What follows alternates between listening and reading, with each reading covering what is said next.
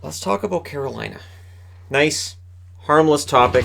I can pull the board a little closer. We can have a nice discussion about Carolina. Nice, harmless topic. Harmless. And these guys have been a very Jekyll and Hyde team, and at times they look like they are these amazing, fantastic. That it's a very good roster. That they've got all of these players that are going to help lead them to glory, and that what happened in the playoffs this past year is just the start, and then they have their fall here and there. Now they started the season with a shootout win over Montreal. It was 4-3. They were down 3-2 in that game and came back to win it. Their power play was 1 for 3 in that game. Their penalty kill went 2 for 3. So overall, the numbers decent, right? Then they had an overtime win at Washington, 3-2, and that was a 2-0 comeback. So this is one of those comebacks, and hey, the Canes are doing it. Power play 1 for 4, and they killed all 6 penalties that they faced in that game against the Capitals. Now, when you look at the Capitals' special teams numbers overall, that's impressive. At home against Tampa, they won 4-3. They'd been down 3-1, at which point Tampa Bay said, all right, well, we're done playing for tonight. And that was an overtime win for them. So that's 3 wins, 1 in a shootout, 2 in overtime. They're wins. And their power play went 2 for 5. Their penalty kill 3 for 4. And then they go to Florida. They finally win 1 in regulation, which is important. They won 6-3. They had a 5-0 lead in that, so it got a little bit closer than it otherwise probably should have, but that's fine. Their power play, 1 for 3 in that game. Their penalty kill, 4 for 6. Against the New York Islanders, at home, they won 5-2, and I'm pretty sure that's the last loss in regulation for the New York Islanders so far this season. It was a 2-2 tie early in the second period. Their power play went 0 for 2. Their penalty kill killed 3 out of 5. So their special teams hurt them in that game, but not enough for the Islanders to come out with a victory. 5-2 win for the Carolina Hurricanes. Then they experienced their first loss of the season. They had led 2-1 in the second period. They would lose 3-2 at home against Columbus. The power play 0 for 3. The penalty kill 3 for 3. So special teams didn't factor into that one. Then they go to LA, and this is where the dreaded road trip comes in. They won 2-0 in the first game. 31 save shutout for Mrazek. Their power play 0 for 4. Their penalty kill killed all 5 penalties against them. And things went pretty well. By penalties, I mean power plays, because they may have had more penalties that may not have resulted in a power play. You guys know what I meant. At San Jose, they lost 5-2. It was tied 1-1 in the first. Their power play went 0 for 4. Their penalty kill 2 for 4. So special teams hurt them in that game. Then they go to Anaheim. They lost 4-2. They were down 4-0 in the second period.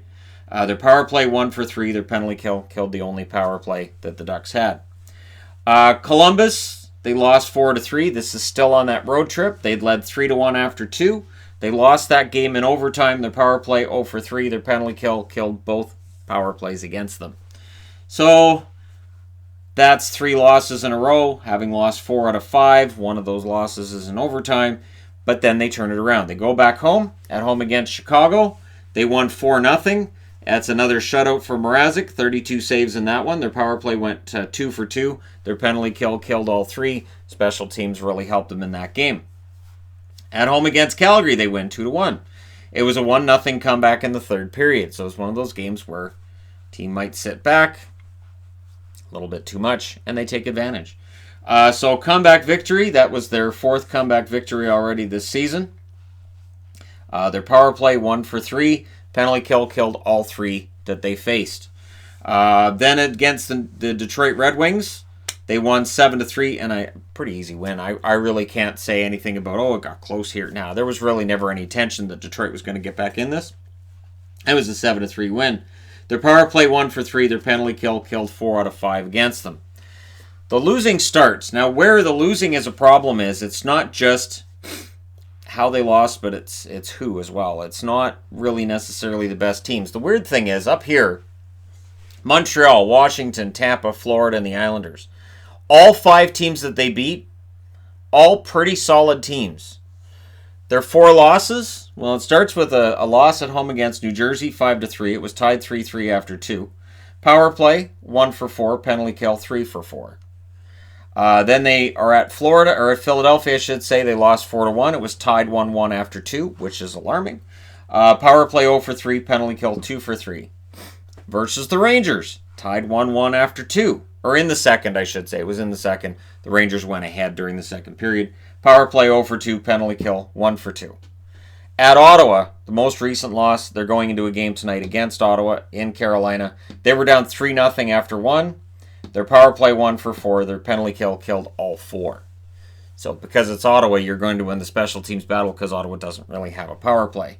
Now, over the next 5 games, they're at home against Ottawa tonight. Then they're in Buffalo. Then they're in Minnesota, in Chicago, before playing at home against Philadelphia. 3-game road trip. They do tend to struggle a bit on the road. That's where a lot of the losing has taken place, is at home. If you look at the overall stats before this most recent slump, their overall stats, 7 goals, 11 assists for Hamilton overall. Svechnikov, 7 goals, 9 assists, 16 points. Teravainen, 4 goals, 10 assists for 14 points. Haula, 8 goals, 3 assists for 11. Aho, 6 goals, 5 assists for 11. Dzingel, 3 goals, 8 assists, also 11. Slavin, 2 goals, 9 assists, 11. And rookie Neches has 3 goals, 7 assists for 10 points. Peter Mrazek, overall, 7-3-1 with a .904 save percentage. Reimer, 2-4 with a .901 save percentage. Now, I talked today about Toronto's backup and Hutchinson, and it is also an issue when it comes to the Carolina Hurricanes, because over their last 10 games, well, Hamilton has 3 goals, 7 assists. No problem there. Svechnikov, 6 goals, 2 assists. No problem there. Teravainen, 2 goals, 5 assists. Pretty good. Haula's injured right now, so we're not going to get into over the last 10 games because he's missed some. Aho, 4 goals, 5 assists.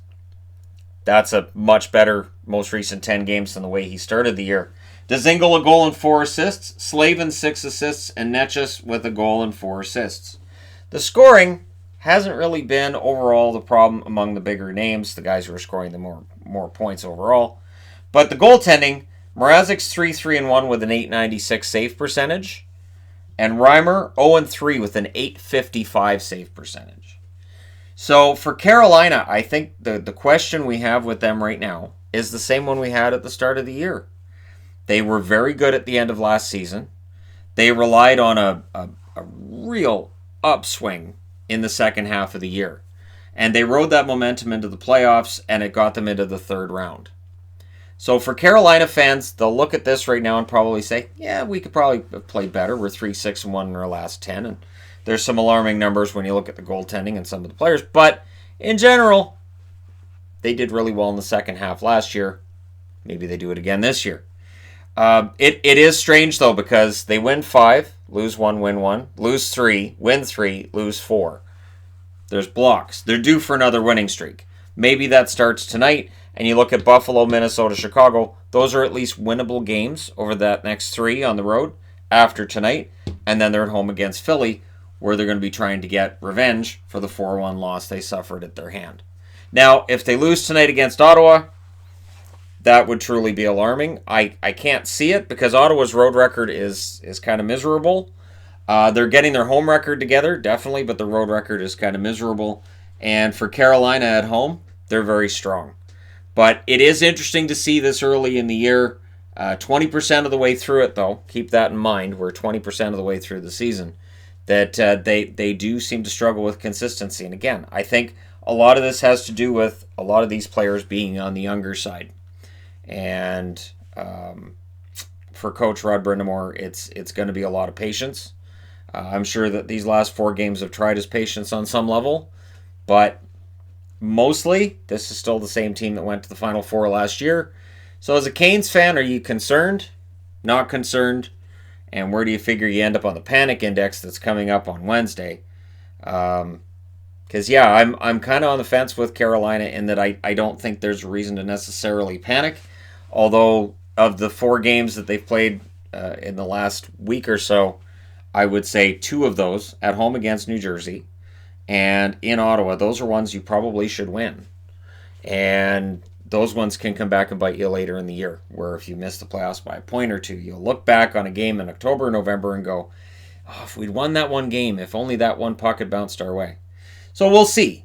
Let me know what you guys think in the comment section below regarding the Carolina Hurricanes and whether you buy the hot start, the 5-0 team, you think they're going to get back there, or if the record over the last 10 games is more indicative of what we're going to see with Carolina, and maybe that fast run that they had last year in the second half, maybe that incredible run to the Final Four, maybe they're not that same team this year. I'd be interested to know what people think. Don't forget to hit like and subscribe if you're browsing your way through. You just happened upon this video. Thank you guys so much for watching. Yes, I got the Canes video done. I will talk to you again soon.